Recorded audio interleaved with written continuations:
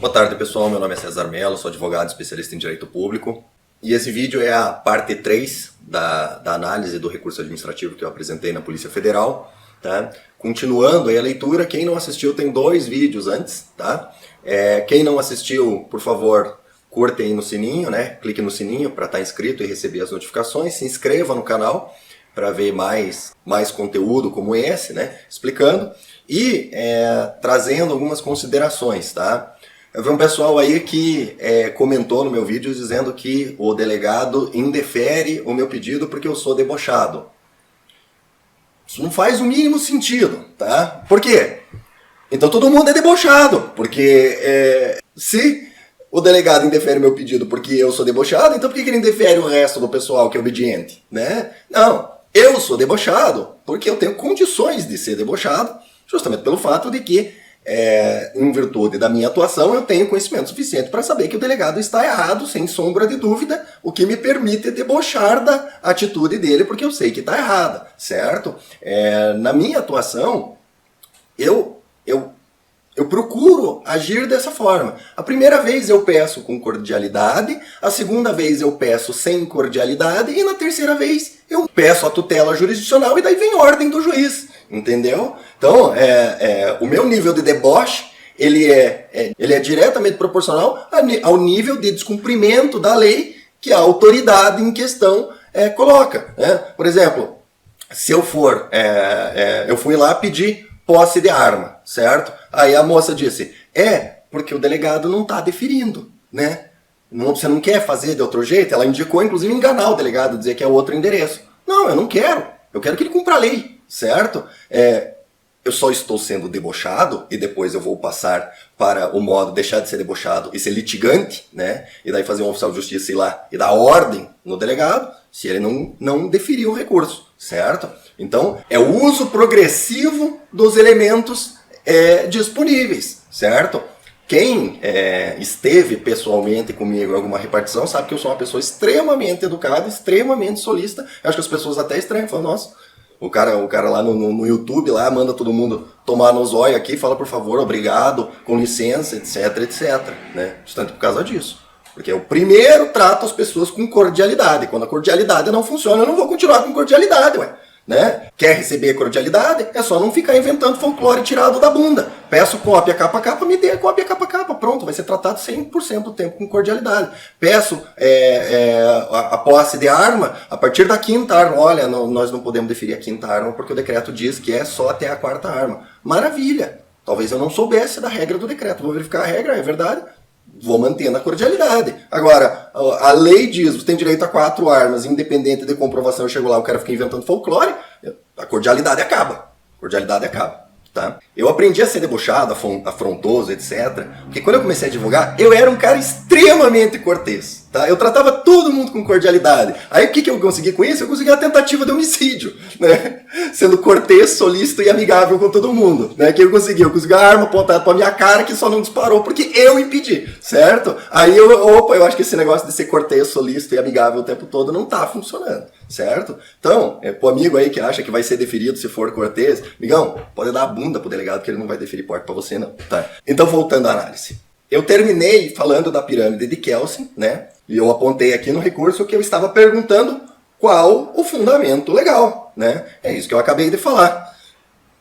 Vou lá, peço alguma coisa na repartição e a pessoa me diz, olha, a gente não pode fazer por causa do decreto tal, da lei tal que diz isso. Eu, como advogado, eu tenho plenas condições de olhar a legislação e ver, não, eu não sabia, tudo bem, volto atrás e tal. Agora, eu chego lá e o cara fala, não, é porque o delegado entende assim.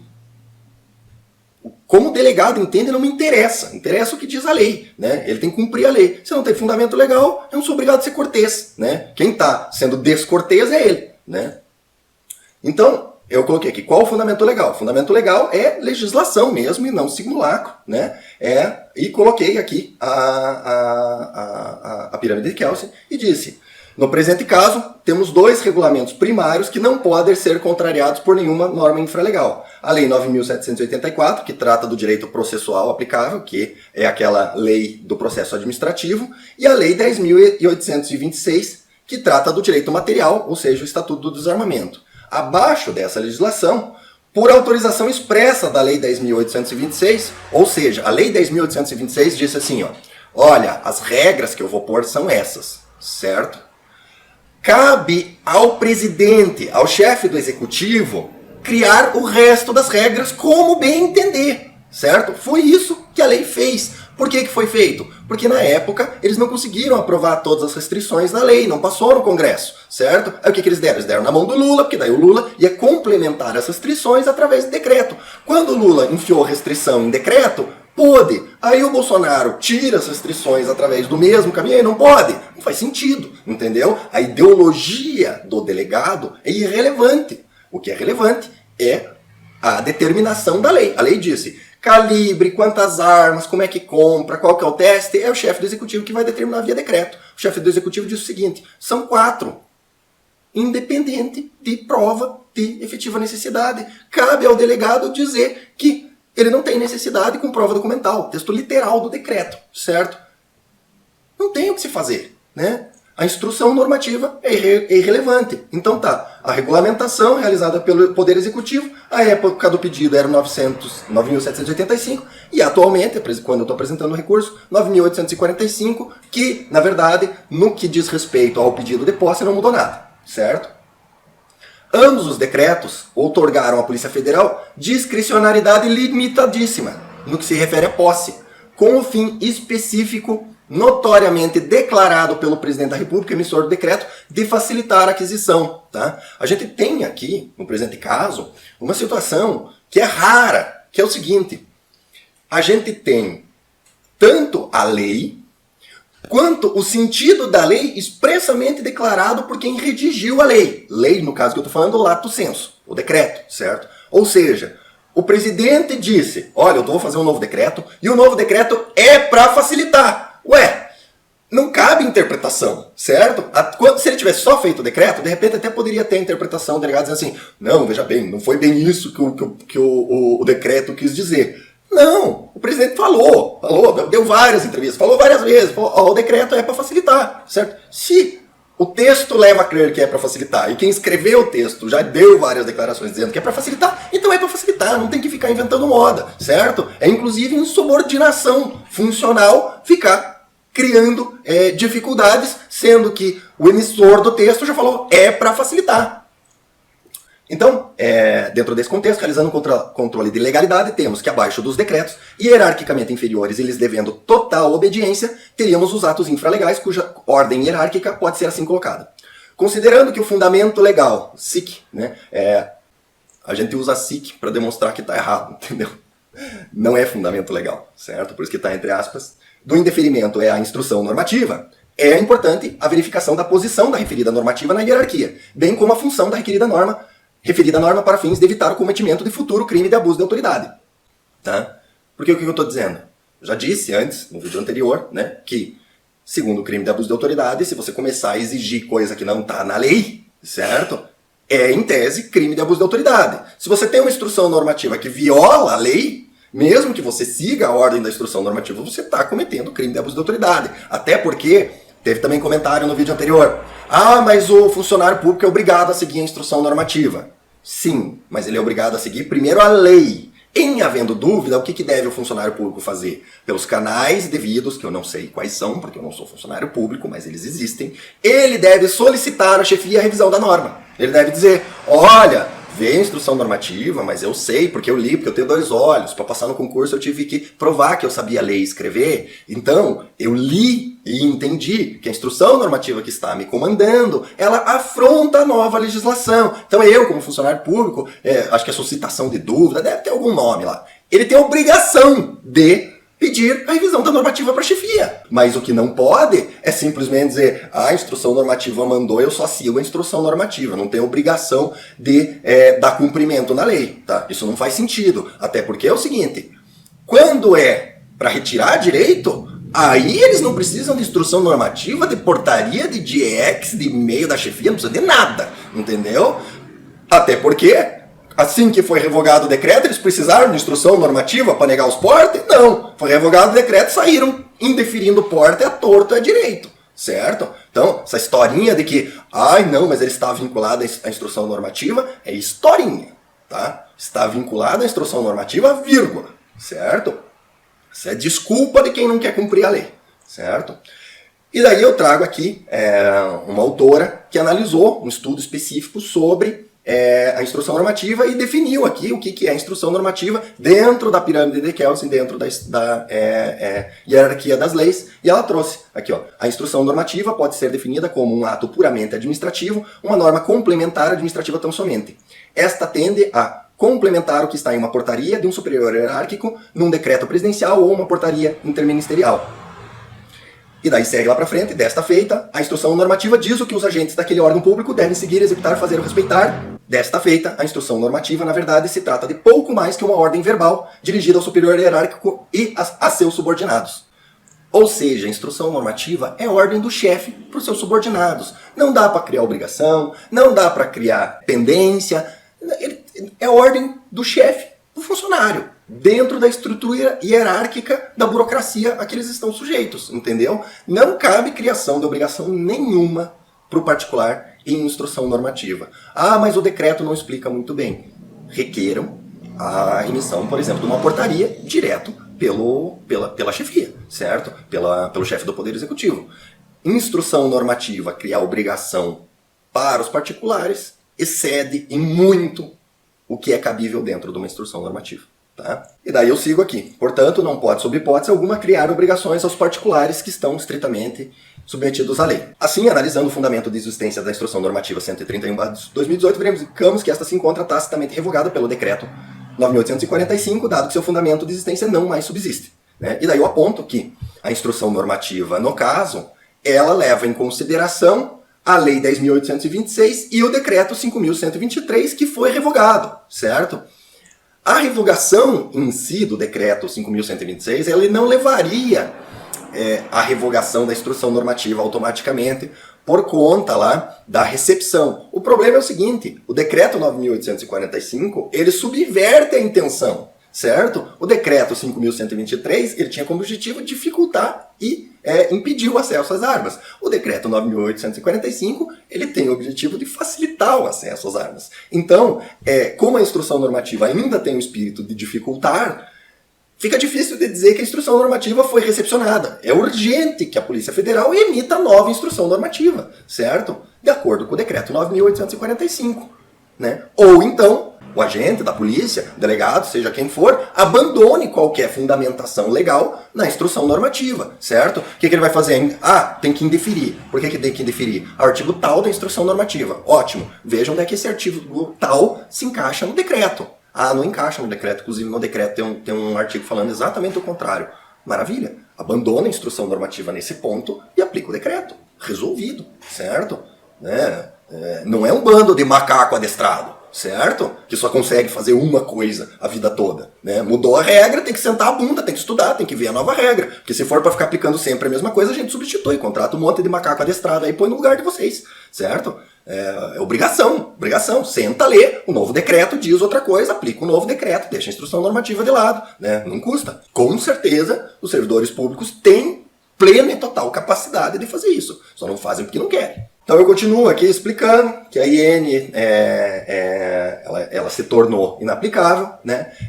E especialmente em relação à declaração de efetiva necessidade, ela não se aplica mais, né? E daí eu coloco que na prática, considerando as inovações legislativas e regulamentares, como diria chulamente o populacho pouco letrado, semi-analfabeto e carente de educação formal, instrução normativa de asterisco é R asterisco A. Como vocês podem ver, não sou eu que estou dizendo, né? É que se o populacho fosse falar, né? É isso que o populacho diria, né? Então trata-se de uma expressão chula que nunca, em hipótese nenhuma, seria utilizada por pessoas de garbo e elegância, mas que descreve perfeitamente a aplicabilidade da norma, entendeu? Apesar de ser uma expressão chula, que não deve ser utilizada, certo? A descrição é perfeita, certo? Instrução normativa de asterisco é R asterisco A, certo? E daí, continuamos apontando a violação frontal da decisão à lei. A decisão disse o seguinte, efetiva necessidade. Comprovar onde está a primeira e a segunda arma, comprovar com água, luz, telefone, onde ficará a terceira arma, comprovar né? Comprovante de residência, comprova a residência, mas pretende adquirir três armas, né?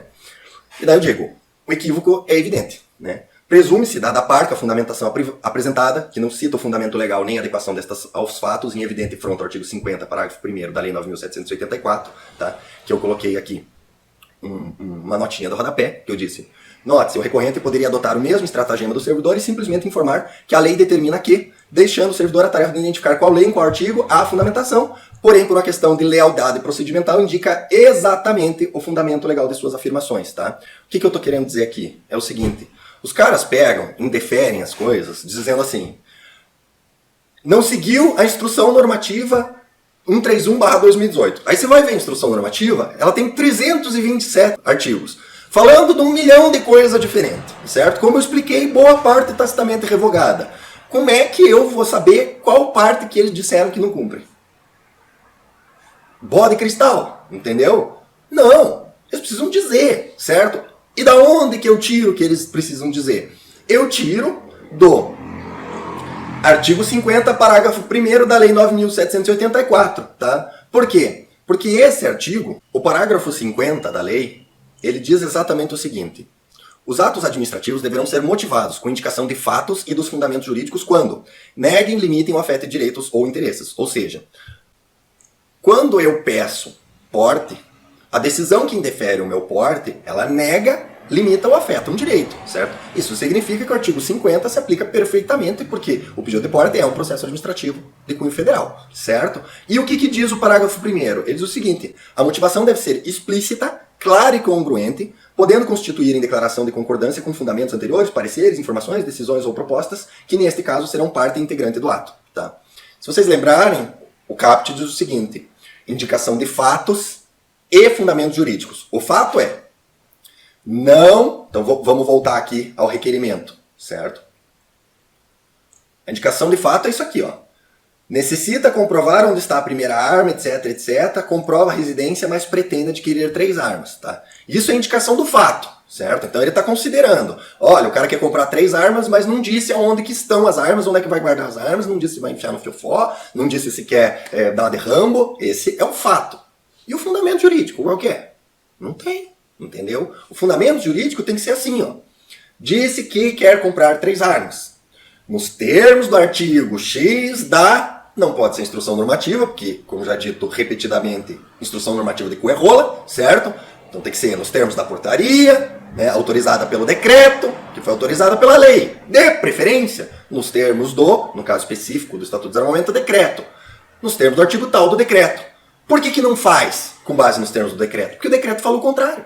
O decreto fala exatamente o contrário do que ele quer, certo? E aí, e por que a lei manda que você ponha fundamento de fato e de direito? Para facilitar a vida do particular, em ver que, se não foi colocado o fundamento jurídico, é porque provavelmente ele não existe. E quando é colocado o fundamento jurídico, muitas vezes ele está sendo mal interpretado. Aí o que acontece? Eles dizem lá, com base no artigo 13.